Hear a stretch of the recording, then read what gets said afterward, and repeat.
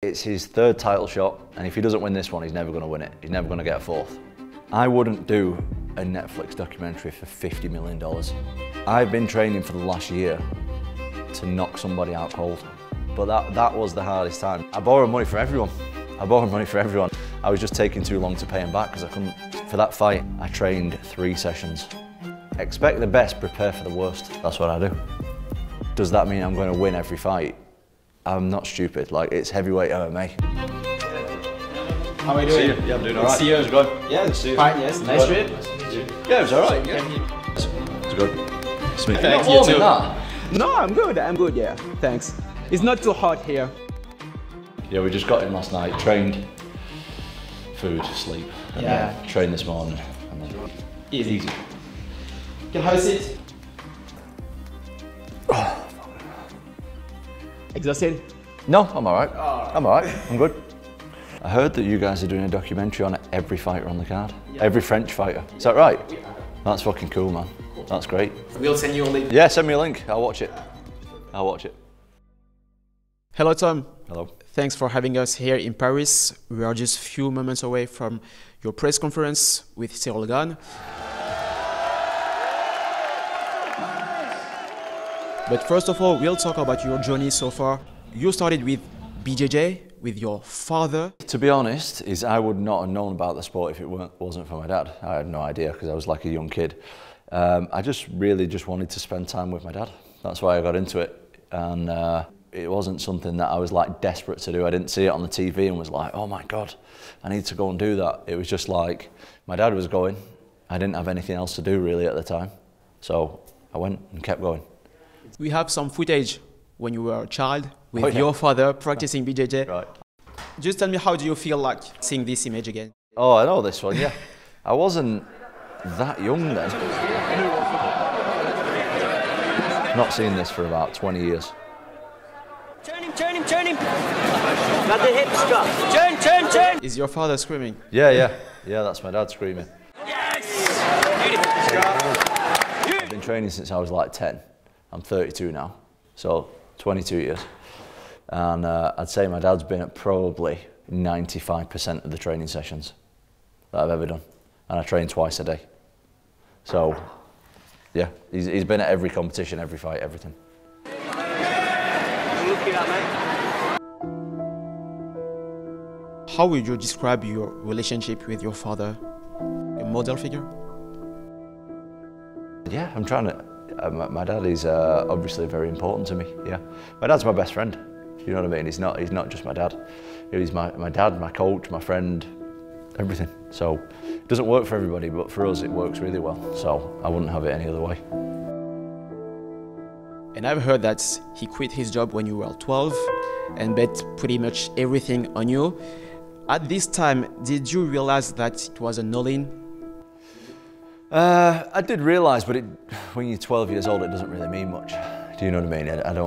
Now, as I'm a 32-year-old man with my own children, I can understand what it means, but all them years ago, I didn't really understand. 10 seconds.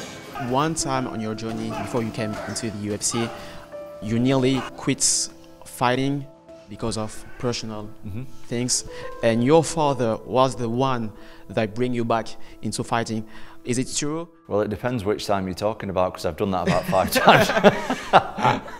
You had twins? Yeah, I got 3 kids. Yeah. That was I'd done it before I had kids and stuff, but that was the hardest time, just because like the financial situation is just, I just didn't have any money. And then when I had kids, it was just like, I just felt like I wasn't doing what a man is supposed to do, which is provide for the family. And that was tough. That was really tough. So a couple of times I said, like, I'm just gonna get a job, do something else, because yeah, I am like a cage fighter who gets punched in the head for a living, but somewhere in there is a brain, and I'd like to think that I could do something else if I wanted to. So I was thinking like, oh, I'll go and get another job doing something else, but my dad convinced me not to, multiple times, not just once. And you borrowed some money to your father? I borrowed money from everyone. I borrowed money from everyone, not just my dad. Yeah, everybody, friends.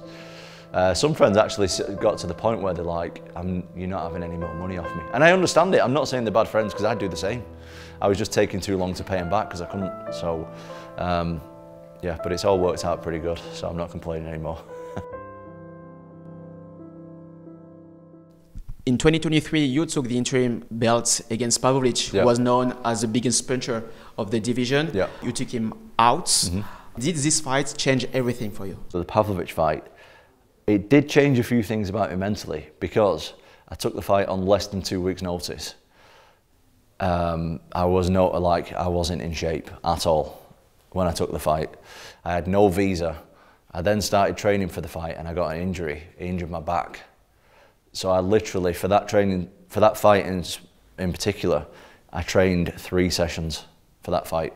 And you got to remember at the time, Pavlovich, he was coming off like 6 first-round knockouts against all the best guys. Hand speed of Pavlovich is just too much. Oh, he's on skates. Oh, he's out on his feet. That's it. Again in the first. I just didn't know that I had that in me to be able to do it under those circumstances. I always knew that, look, my skill level's very high. I'm confident through my training, but I didn't know I would be that confident without training as well. And that was nice reassurance for me. This belt is dedicated to my father.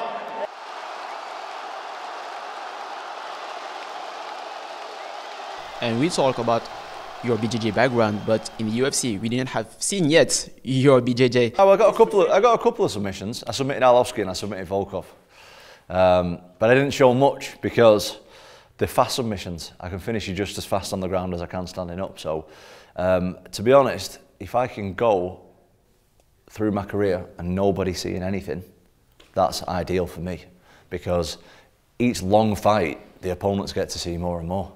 And right now I've got a lot of UFC fights. I think this is my 10th or 11th UFC fight. But the percentage that people have seen is like this, like it's 10–20% of what I can actually do. And that is just a massive advantage. That's one, to be honest, that's one of the biggest advantages that I've got, is that nobody knows what I can do. Nobody can prepare. They think they can, but nobody's seen anything. So that's great. Like, for example, my next fight, I'm fighting Cyril Gane, who's really good opponent, really good. He's also had a lot of long fights, so I can see what he likes to do, what he doesn't like to do, what happens when this happens to him. When he does this, what does the other guy do? You know, different scenarios. With me, there isn't many scenarios that anybody's seen, and I think that that is just an advantage that nobody else in the UFC's got. His coach, Fernando Lopez, said that all pressure are in your shoulder. Yeah. Because you're the one defending his belt. Yeah. Do you agree with this? I do agree, but I also think that it's his 3rd title shot, and if he doesn't win this one, he's never going to win it. He's never going to get a 4th. So I think there's pressure on both of us.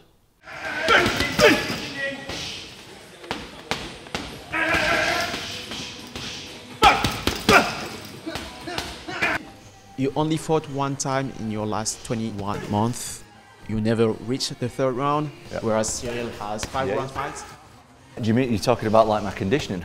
Yeah.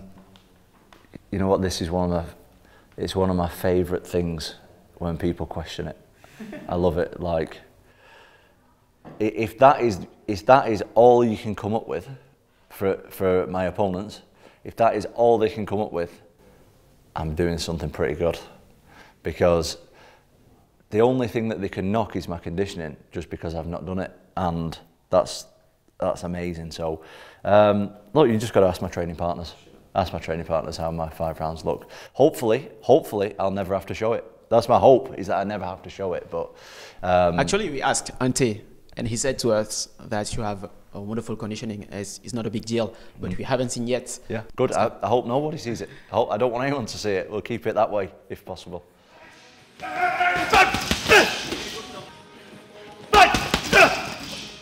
In my mind, I always have that I'm going to go 5 rounds, always, because I'm never like, oh, I'm going to go in and finish him in the first minute. Never done that in my life.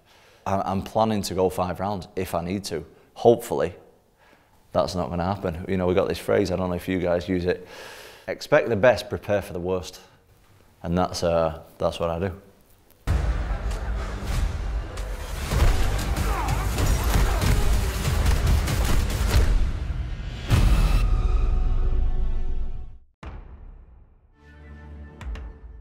I wouldn't do a Netflix documentary for $50 million.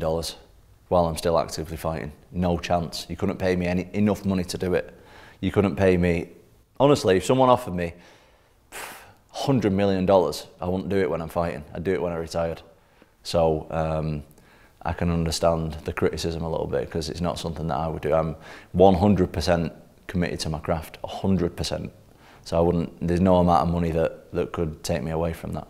I know that they take away some distraction from fighting. Like, I've been training for the last year to knock somebody out cold. That's what I'm trying to do. I'm trying to get better at that, nothing else. So I don't know exactly what filming for a Netflix or whatever he does. I don't know what it is. I don't know how long it takes, out of your day, how many months or whatever. I don't know. I've never done one. But I know one thing for sure. It's taking some focus away from knocking someone unconscious. And that's what I want to do. Before going to MMA, you tried boxing, fighting? Tried. Tried? Why try? Because it was way tougher than I thought it was going to be in terms of politics and stuff like that, getting fights and money and all that stuff, yeah. It's not for me. We've seen some footage with you and Tyson Fury. Mm-hmm. How did you manage to get a training session with him? Oh, Tyson Fury's a friend of mine. Yeah, I've trained with Tyson a lot of times. All the family are friends with my family, so I've known them for a long, long time. They help me a lot. They still do help me a lot.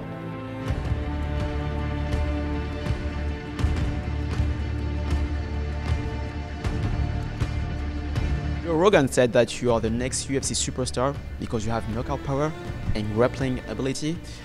Did you think that you are the chosen one, the guy who can dominate the division for like 10 years? I don't think anybody can dominate the heavyweight division for 10 years because it's too dangerous. I think that in any division, you never one, I'm not even going to say one punch, one strike away from disaster, but especially at heavyweight. You don't see heavyweights. Like, I think the most defences is 3. Stipe Miocic defended it 3 times. Like, that's a year. That's 1 year he defended it for. It's nothing. So, do I think my skill level is a lot better than the other guys? In all honesty, yeah, I do. But does that mean I'm going to win every fight? I'm not stupid. Like, it's heavyweight MMA. So, I would love to win every fight, but I don't think it's that realistic. Do you have a message for the French crowd? Look, I've been here twice before. I've actually been to France a lot of times before, but I've been to the UFC twice before. Both times, it was absolutely amazing. It was the best. The last one I went to, which is when Gane fought Spivak, I think 3 years ago. It was an unbelievable event. It was probably one of the best events I've been to. So this time, I'm probably expecting the crowd to be a little bit more hostile because I am fighting a French guy.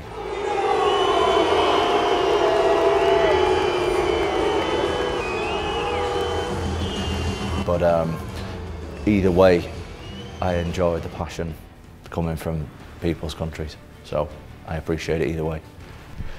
Thanks for everything. Thank you. Tom. Thank you.